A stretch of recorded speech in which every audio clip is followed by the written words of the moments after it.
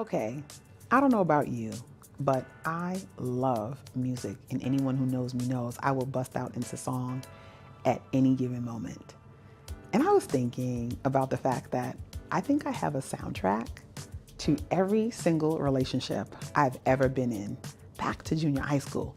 Don't tell my mom I had relationships in junior high school. Everything from Jodeci, Forever My Lady, oh, Lamont Tiller, that was my first love in middle school, all the way to Let's Chill by Guy. I think that every relationship has a something that either makes me smile or makes me cry because that's how I got over it and through it. And so I wonder what's the soundtrack of your life.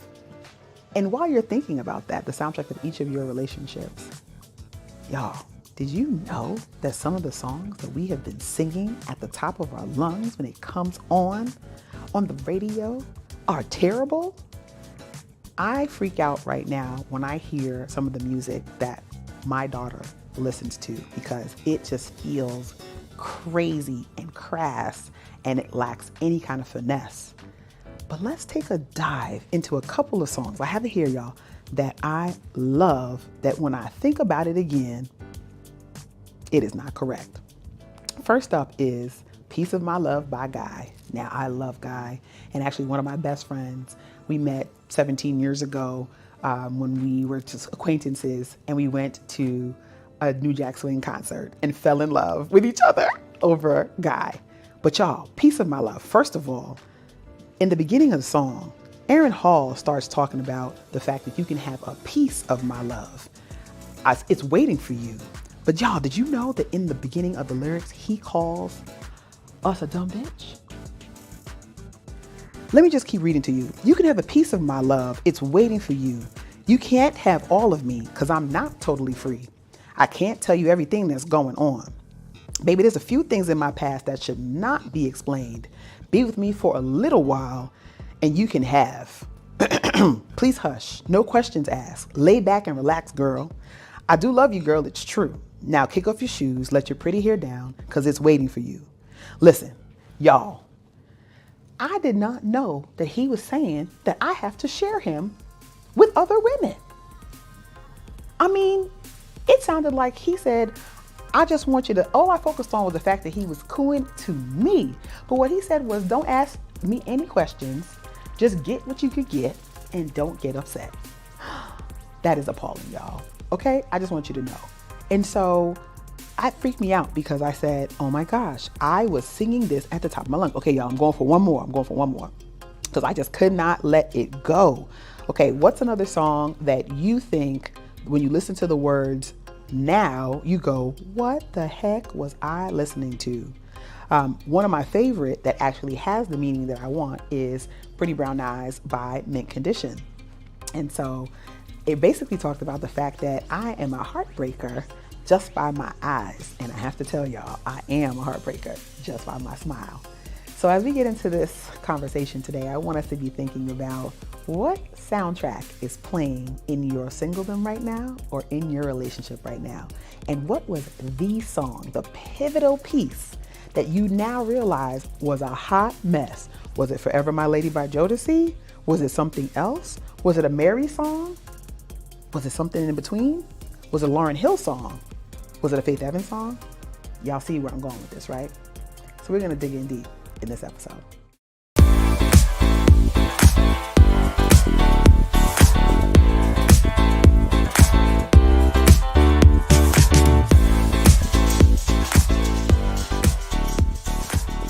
What's up, y'all? It's your girl, Kishana, and we are back with another glorious episode of A Kish Goodnight.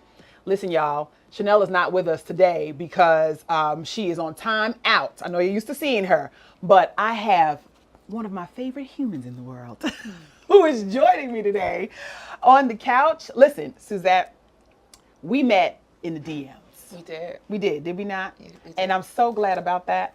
But I had to bring you here to Callaloo Studios because there's something that has been on my mind that I think we should talk about. What's on your mind? Being a ride or die chick. Absolutely not. Oh, wait a minute, y'all. We didn't even get started. And you already told me no? No, absolutely not. Okay, y'all. So first of all, I just want to make sure that we break down what I think, and tell me if you think this kind of sounds like what you are against totally, Okay. a ride or die chick. So that is a someone who puts herself at the back of the line. We know a lot of people like that. Yes. Who will do anything and everything to make sure that her loved ones, whether it's her boo, whether it's her mama, her best friend, or her employer, has everything they need to the very end. Mm-hmm. You might even consider robbing a bank or two to make sure that the commissary, No. you're going to go, you're going to get on the bus and go to the, no, all right. You're going to stay late. Have you ever thought about going to jail in New York on a Friday? You know, You're going to be in forever. that shit all weekend. No, all weekend. Not. Oh, absolutely not. We cannot. But bottom line, y'all, a ride or die is somebody who, you know, it feels like the underbelly of for better or for worse. Except that's not the vow we trying to take. Right? Yikes. Okay. And so today we're going to talk about this. I have some questions I want to ask you because you've already said no. I've said no. I would like to tell you. I double down 10 toes. Wait a minute. And I would like to tell you, I am a recovering ride or die, just so you know. It's unfortunate, okay? I mean, look, we all got to evolve past where we were. Well, did you start out that way and then get to another place? Because I feel like I'm recovering, so I'm admitting that I started. When was the last time you were a ride or die chick? Oh, my first marriage. It had ended, though, at the tenderoni age of 31. Okay. I think that was probably the last time I was consciously a ride or die. Consciously, because I thought. So you said you was unconsciously choosing to be ride or die post? I didn't know because I was picking up these projects. You see, because I really wanted to get married again. Because I had read the statistics somewhere. And y'all have heard me say this before. I've read the statistics somewhere that men, when they become either widowed or divorced, if they choose, within 18 months, can remarry. Within a week. Wait a minute, not a week. But not a week. But so when I think about all of the men that I know that got married super young or have lost somebody, I'm like, I don't know if this person wasn't already in your life because it feels like you already married again. Correct. They look up. Look at Blair Underwood of it all. Look up. And they're like, they go, married. Look, Blair they breathe in a new person. Literally married his best friend. Her name was dropped. Yeah. I mean. Oh. Right? Yeah. Was she just waiting? She was his best friend for 42 years, and you was married 27. So for your entire marriage, they was going on vacations and stuff too, you know. And she's gorgeous. Like, here's the thing. Fair enough. He probably should have been with her, right? To begin with. But no. Yeah. So here's the thing. Like, I heard that stat, and here's the other half of the stat that I heard. The other half of the stat that I heard, I read, and it scared me into Ride or Die 2.0, is that if women who are widowed or divorced do not remarry within 5 years, the probability of them marrying was like less than 20%. Something real ridiculous. Oh. But do you need to be married again? See, now you know we both West Indian. Listen, y'all, okay? I don't know what your mom was saying at the house because you seem like you have decided your own way. But my mama was like, all I need you to do is go to college, get a good job, find a man to take care of you, buy a house, and love the Lord. Like, that was really it. Okay, and so, your mother had more requirements. My mother has there were a few other things that, some sub notes, maybe a bullet or an asterisk, footnotes. Yeah. So, I would think my mother's only requirement was that, like, I was raised being told to live my dreams and your education is priceless. Wow. So there were never any requirements around a spouse. There were never any requirements around, like, even now with kids, my mom is her only friend without grandkids. And, like, I think she's holding on hope quietly. In the balance. But, like, she's never put any requirements on my life other than my education and that I live my dreams. Wow. I love that. So the idea that I have to be contained in one specific format of a relationship or a lifestyle has never existed for me. That is so good. I feel like that's freeing. It is. Because then I've been able to do all of the things that I wanted to do without feeling like an obligation to some paradigm that, like, doesn't need to exist for me. And I was real late in life, a lady of a certain age, if you will, when I started to realize that maybe I too could live my dreams. Because I'm oldest of 4. I'm the oldest girl. Okay. I'm my mama's just creation of life. I'm her every dream personified. She would tell you, Mama Dawn would tell you. And so what that meant was follow these instructions so that we can be well pleased. So when I got divorced at 31, number one, I thought I failed. What happened to riding it till the wheels fall off? What does it happen when he took the wheels off? Thing one. And then thing two, I wanted more kids. And so I was like, oh my God, how am I having another baby? I got to hurry up. My eggs, my womb. I mean, like all these things started sounding. Nobody said anything to me except for my parents were like, so when you going to get married again? Oh, no. Wait a minute. The pressure was serious. And so enter Ride or Die 2.0, where I started picking up, unbeknownst to me, projects. Oh. Now I've had some projects, but they have not seen themselves through to completion. Right. Clearly. It's like on Netflix when it starts to load and load and load and they get to 79%. And then it says, I'm sorry, this title is not available right now. Please come back later. Yeah. That's what comes to my mind. It's like when I hear project, I hear DIY. And in a relationship, ain't no DIY. Oh, you do not do a relationship. Do it yourself. Do it yourself. I would have done for you. Option. I'd be like, do these projects come with IKEA instructions? No words, just pictures of food, putting stuff together, and you gonna figure exactly it. what. Number. We got time for that. Not there's no service number. Have you noticed that? Just an email to send it to. That's how I felt. But when I hear projects, I also hear like community service projects. So I'm going to lean in and be a philanthropist in your life and help fix and give. That is. And serve. That's the wave nouveau of Ride or Die. Go ahead. Keep talking. Right. And you said that's not Hey, me. you didn't say wave nouveau. It is the way. We're not.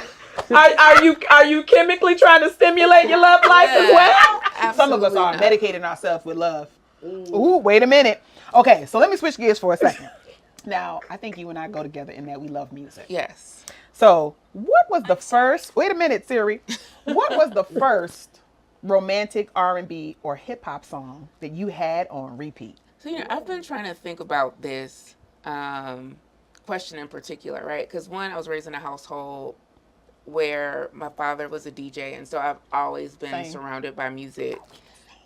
I think so, maybe. I would be open to be the same. I think you're incredible.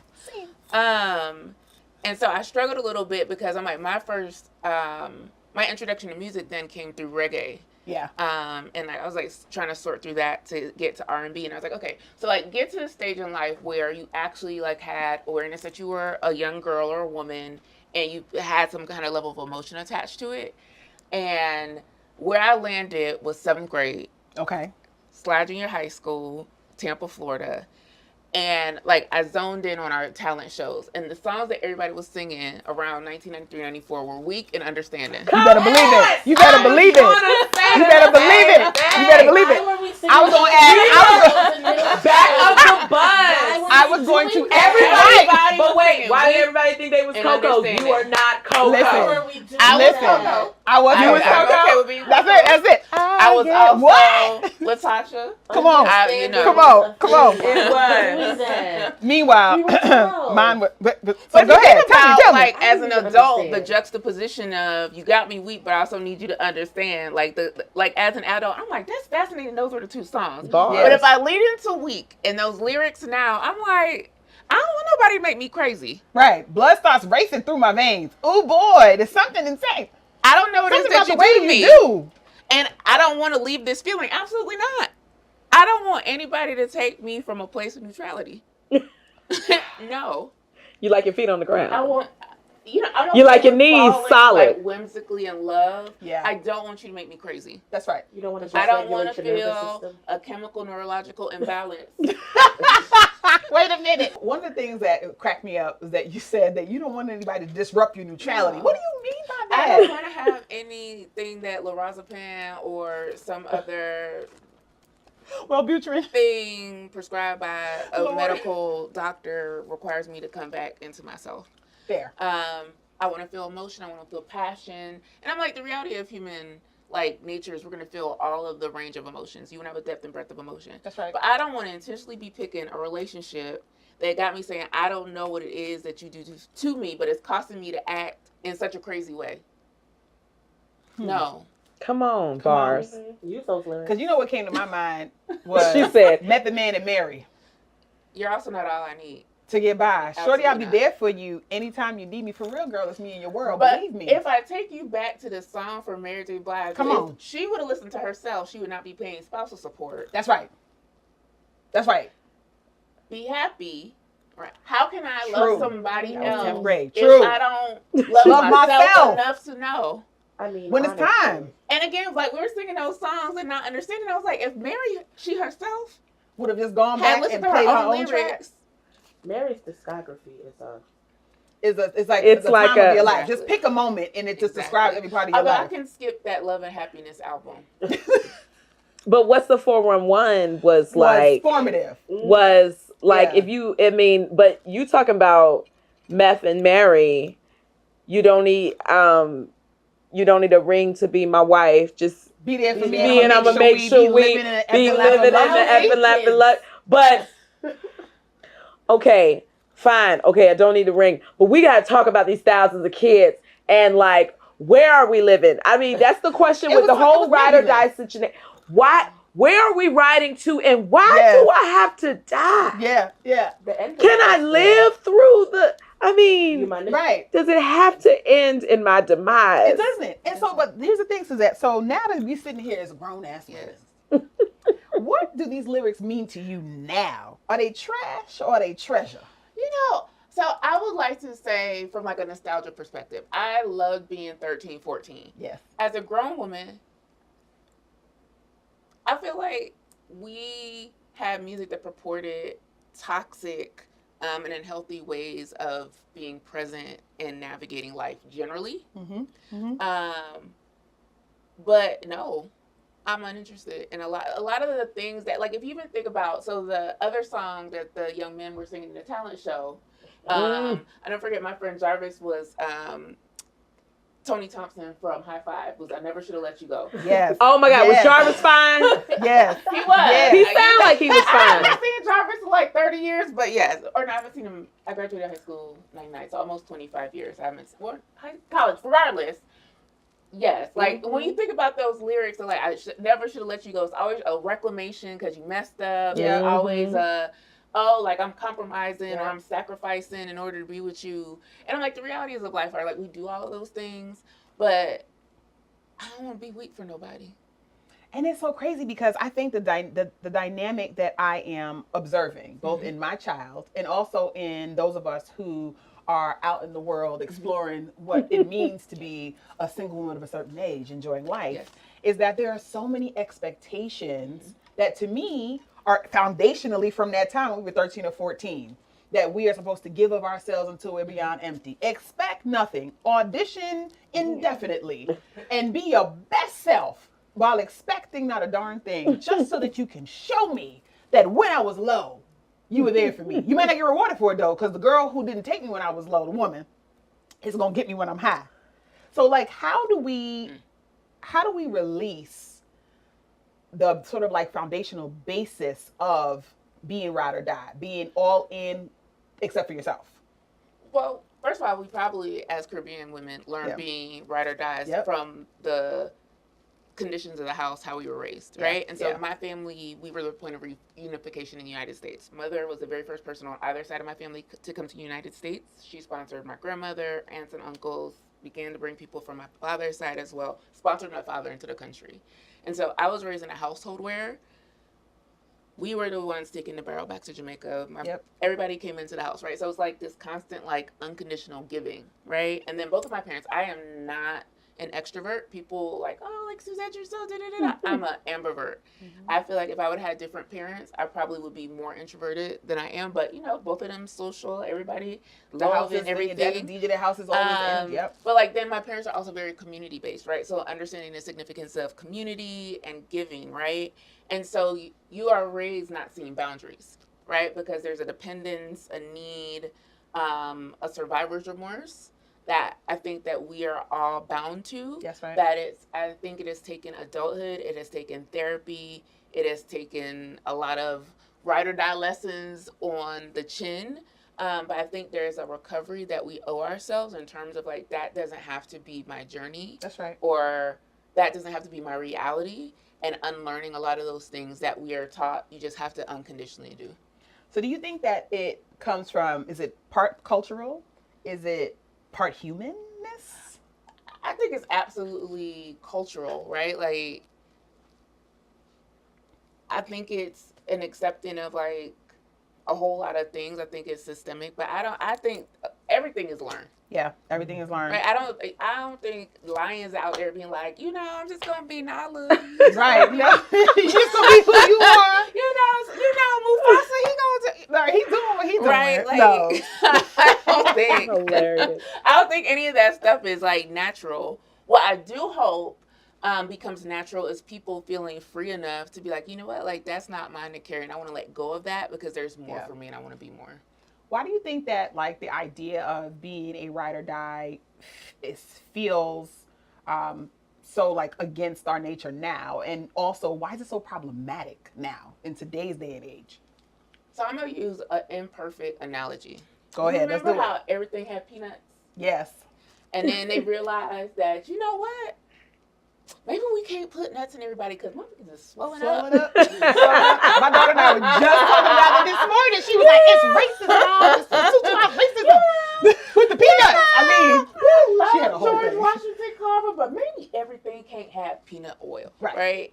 And so I think, right? I love that. I'm thinking like the same way, like, and I know that's like an imperfect analogy. It was like, like maybe everything can't be like that. Like maybe we can't just be givers. Maybe we can't just like set everything up like culturally for us to all be like ride or die, or like I think especially for Black women, right? Like maybe it's not appropriate for all of us to like be acculturated or indoctrinated into like this system of being. And so I think it's like it's fascinating, right? Because I think about it also from in terms of like gentle parenting. Like I know like my father, I would say, was like the gentle, the gentle parent. My father never hit me. Not a buff. He never yelled at me. My father has yelled at me less than 5 times in my life. In the 38 years I had him present here, I can tell you that I like popped off with my daddy because he's like, I need you to know that men should not physically abuse you. I need you to be able to use your voice, right? So if I ever got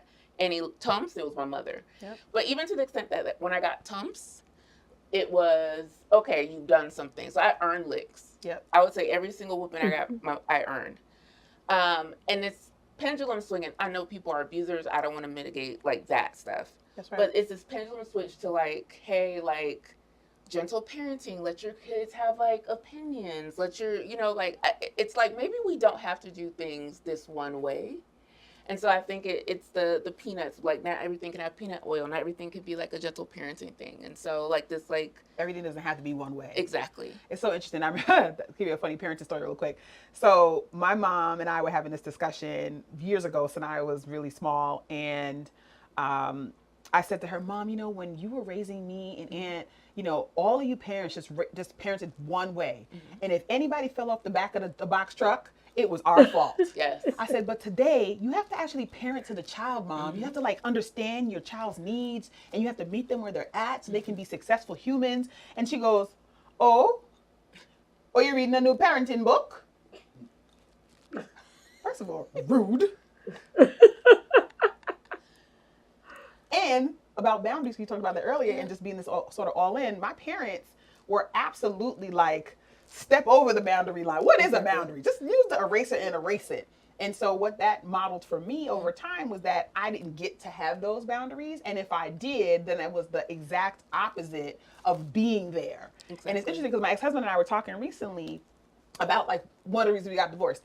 And we had completely different perspectives on what happened in those last couple of years. And one of the things he said to me was, I just don't feel like you were there for me.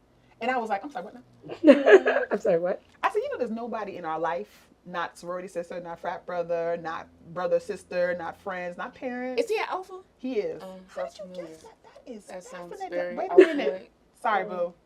But like, it was one of the things that he said, and I was like, were we in the same house? Mm. Because in my mind, I was literally to the letter, to the nose to the grind to make sure that he was good. But again, going back to the idea of peanut oil, yeah, we also live from a paradigm of model relationship, right? So the American dream, house, family, 2 kids, picket fence, car. And I'm like, but we can have different dreams, right? And so no amount of you thinking that you were going to fit into that paradigm of what a perfect family was going to work from him without then evolving yourself to like understand like what was his love language, how did he need to feel loved, how do you have conversations about that, right? Like I think the over like engineering of life and the things that were constructed and told to us as the things that should be, it's just not the reality. And so that's why I do actually have a deep appreciation for my mom for like the live your dreams notion of things. 'Cause I'm like, I live every single day in a reality that I've gotten to create for myself unapologetically.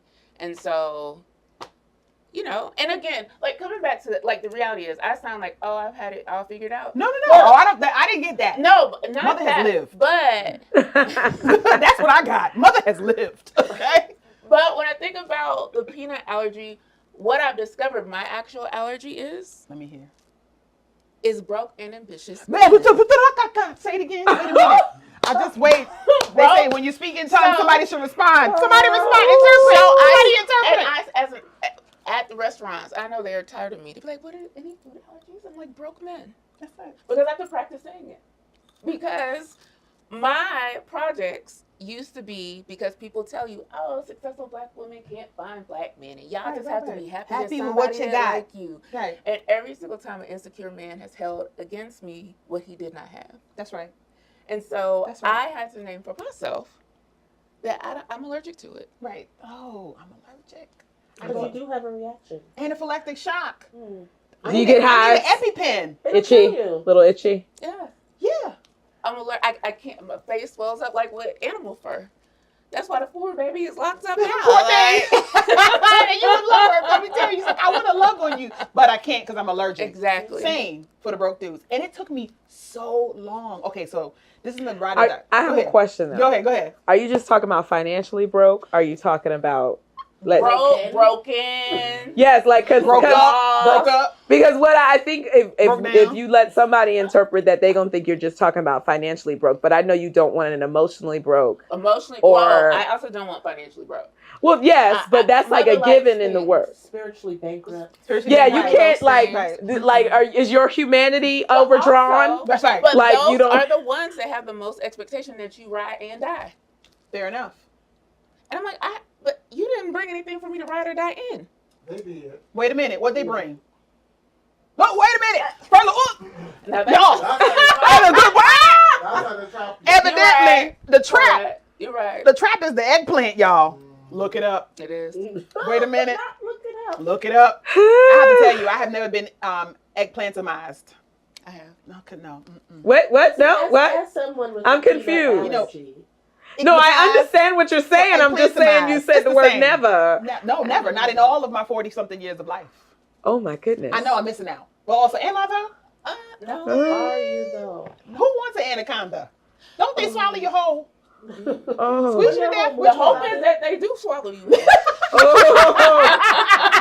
Oh my. I heard you say that you were allergic to broke and ambitious, or not Unambitious. Unambitious. Because Broke other and thing is, unambitious. as a woman of a certain age, That's right. I want you to have more dreams, right? That's right. And so I am also, you're never too late in life, but I'm too late in life for someone that is still chasing their potential. Yeah. That's Especially since you had this gift of being raised to pursue your dreams in your life.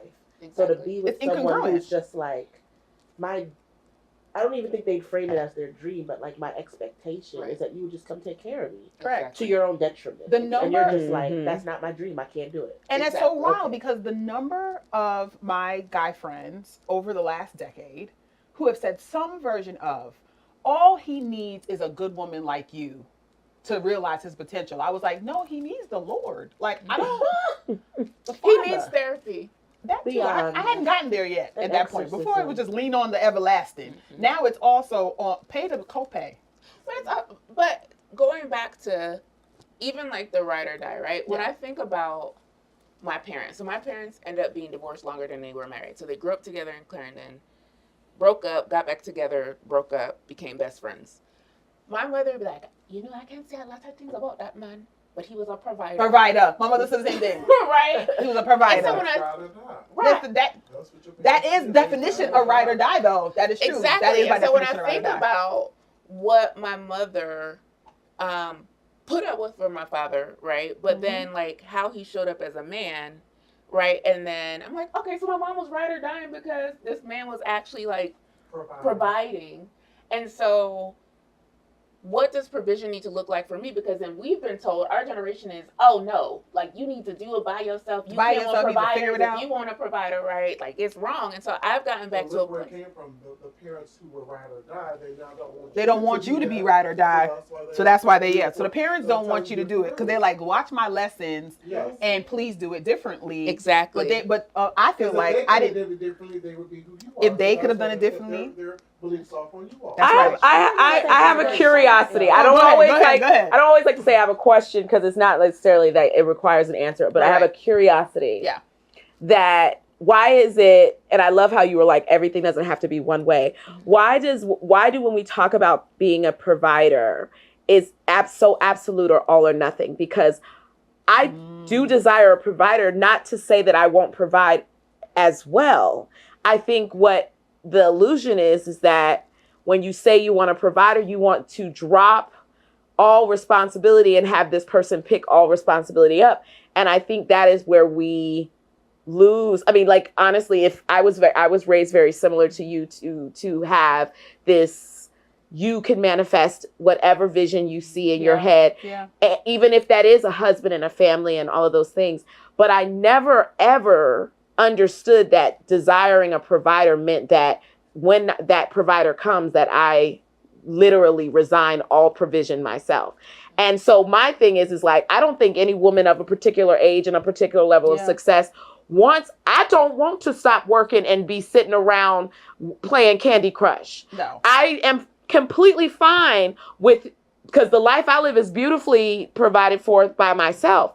I think the thing is that I do not desire someone that does not want to come into my fold and not pour into the soil that I'm already tilling. Correct. So I think that we have to get away from it being that if you find a man that's a provider, then that takes away you and your ability to be a provider as well. I think co-provision is completely acceptable in a lot of progressive, successful homes with women of a particular age. And I mean, you could, depending on your value, how that splits up. But I think what it is that it's like, if a man wants to come in here and think that because they can provide, I'm supposed to stop doing, I don't want that either. But it feels like it's a zero-sum game. So this is the part that feels challenging to me in that, because I wouldn't see it as a zero-sum game. Right. I want it to be additive. Right. I would like to, for one, to be additive and not I don't want to be the flour.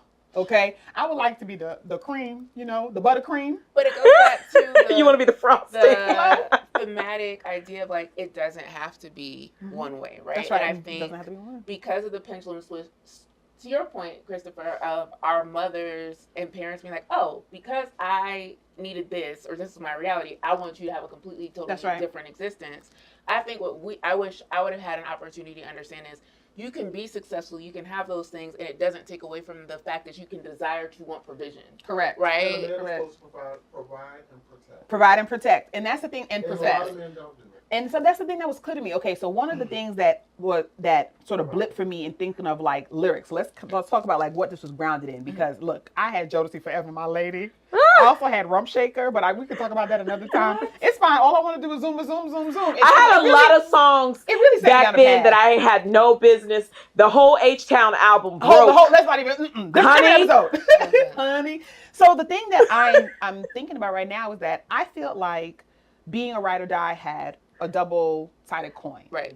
I had a certain responsibility and role that I was being groomed for by my parents. Okay. My mom was like, here are all the domestic things you need to do. Here are all the ways you need to make money on the side. Here are the ways that you need to add to the coffers. Here are the ways you need to tuck away. Here are the ways you need to groom yourself. All the things, right? My dad was like, I need you to make sure you get your education. You need to know how to fix a tire and do this and do that. But when there is a man present, you shouldn't have to do any of those things. And so I grew up in a household where my mom, my stepmother, my dad, and my stepfather all said that men have to have a purpose. Yes. And if their purpose is not evident and clear, what are you here for? Right. And so to me, that's the trade-off of being ride or die. Everybody has to play their position. Exactly. But the lyrics don't say that. Even now, what my kiddo is listening to really make me want to just like run and jump off the bottom step into a pool of my own misery. Okay, it really does. So, what do you think is actually? Who do you think is actually getting it right in music right now when it comes to guiding women on what to expect or how to move in a relationship? I don't even know. I still am listening to 90s R&B. Same. So, my child just had a 90s R&B graduation party from high school. Oh, good to clean the house. I'm still listening to 90s R&B. Look, what's the last new thing I got? Lord, I mean, I do love me some Jasmine Sullivan though. You know, that never gets bad. And I don't know if anybody has made the pivot with her, but Nicole Ray has come back as Lady Ray. Mm-hmm. Oh, really? That's my homegirl. She's from my hometown. So, I mean, so that's good. Some good whole stuff. album I do. What is she talking about now? Well, one, just getting into the like realities of a relationship, and there's it's funny, right? Because she's like, I went to go find some stuff, so you ain't say I showed up to this relationship with nothing. But then like whatever you want you can have, but like let's do this on a journey and like an adventure and like ooh, I love that, an adventure. And a lot of like self-discovery, but I'm like I feel like 90s music got it right. It's can you suss out where those songs are? Because like when people talk about their favorite Mary J. Blige songs, I'm going down. It's not Be Happy. Actually, mine is Be Happy. Is it? Mm-hmm. That's because I was abroad though at that time, and it was the only album that I had in 7th grade when I studied abroad that time, and so nobody spoke English in the country I was in, so I listened to it every day to and from the walk to school. You know. I know. That's great motivator. But like, I think we need to go back to like, if I was to like suss out those songs, it was the ones where we were encouraged to be like independent thinkers. I don't know if I think anybody right now. Who have I listened to recently? What do you think about Summer Walker? She sings in cursive. She does sing in cursive. Wow, that is a really good way to put it. She sings in cursive. They all sing in cursive. Right, yeah. Mm-hmm. I mean, I like her. I do like her. Best Part of the Day is one of my favorite songs. The song with Daniel Caesar. Yep, I do love that song. Okay. I mean, Charlotte Day Wilson. I don't know if anybody listens to Charlotte Day Wilson. I do. She has a song Funeral. Oh, talk us through it. So Funeral. It's basically like the end of a relationship, and she starts the song by saying, I went to a funeral so I could feel something, right? And then she talks about every time I think of you, I'm empty-hearted. And so basically like walks you to the death of a relationship. And I'm like, songs are about like redeeming and like figuring it out, and I'm like, we also have to encourage people to like let go and release so that can bring more. That's right. That's my word of the year, boy. And release. So like I love Charlotte Day Wilson because I think like she gives you like the spectrum of relationships. I love that. Listen, y'all, all of the music we've been talking about here are going to be referenced. We can't play it though because copyright and stuff. But y'all need to click on every one of these songs we talk about. Get your life. Get the A Kish Goodnight playlist. Okay? So you can, because we talk about music a lot. I love that. And I love the ability to experience the arc of relationship, right? With yourself, with others. And that if you want to ride or die for anybody, it should be for yourself. Ride or die for yourself. Be for yourself. So what do you think we should have a funeral about around messaging right now in love and in relationships? Because I love that. You said, come on, bring up funerals. So what should we be going to mourn and let it go?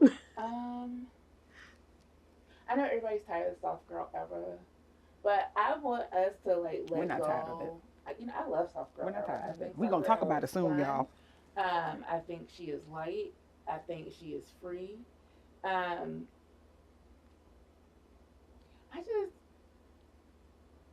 I just want us to let go of like the responsibility for people to have to know and to like. I just want people to be able to live like day to day and like experience, like in the present. In the present, like be present for like love and relationships and where you're supposed to be. I have a friend that just I'm telling your business. I'm not gonna say your name. He was just on a business trip and met a guy in the elevator, and he texted me. He's like, what Soho House should I go to in LA? And I was like, Warehouse or Holloway House? And he was like, okay, blah, blah, blah. Didn't tell me he was going on a date. and went on a date with a man. I was like, how did he make you feel? Yes. And like, woo, because I'm like, we meet people, we're like, we're married the next day. Oh my God, God, he my was brain, amazing. it will speed and, forward, and I will kill the relationship on the first date. And That's I'm it. like, Mostly. They be dead on arrival, you know. People Y'all know me here. They be dead on right? arrival. I'm sorry to that man. And so I gave him the blessing of what my therapist gave me. It's not about him. Detach yourself from the person. For you in that present moment, what did you feel and how did it make you want to continue to like experience, even if it's not him, the next person? Mm-hmm. And like, he was like, you know what? Like, thank you for giving me that, because I felt seen and I felt prioritized and I felt valued. And he's like, I've never taken a second to process that way for myself, right? And it's because we're jumping from the, okay, like this expectation around a relationship and being together. And I'm like, if you never saw him again, the beauty of that moment was you now have clarity. We are twins. How you need to feel. And what let me take my shoe and let me see y'all. Oh, take this shoe and throw it at my girl right now. Y'all, she could have made me throw my shoe. Right? And like, but because we logic ourselves out of stuff too. We do. Because all we're the like, time. oh, that was too perfect. Like, oh right. my God, like there's no way that I had an amazing first date with somebody I met in an elevator. And I was like, why? God put that moment there for you. We're expecting the shoe to drop. Or we say, or you think he's gay. That's true. Lord, child, they were right. Let's hope he was gay, because he wants to date him. Right, okay, right. Let's hope. I love that. And I just want our viewers, our audience, as we grow together, to take that nugget. Like all of us have just said some good stuff. You know, we always have Father Chris in the back, okay? He's our resident our armchair therapist. I love him so bad. Yes, he's the executive producer. We need to mic Chris for the next episode. He normally is mic'd. And so the thing is, like, I want us to hold on to the idea that you said a couple of things. If you're going to ride or die for yourself. Right. That there is not just one way. That we are entitled. If we're going to be entitled to something, it is the chance to be soft and to relax. And we have a very, very special expert coming in and talk to us just about that. These are all themes that A Kish Goodnight is really focused on. And I am so grateful to you to just like open us up. Because I learned a thing or two today. I just want you to know, first of all, I felt like you snatched the little edge that I have over here. Put it back. Look, delay my edges. Put it back for me, girl. To make them so good. We're probably cousins too. So that's true. Literally, y'all, our families are from the exact same town. In Jamaica. And family last name. We share at least one. So that is really crazy. Y'all, this has been another amazing episode of A Kish Goodnight. I hope you learned something. I hope we made you laugh. I hope we made little parts of you tingle. I hope we made your ears ring, because you're going to go and listen to some good tunes. And we'll be back for another episode of A Kish Goodnight. We'll see you soon, friends. Bye.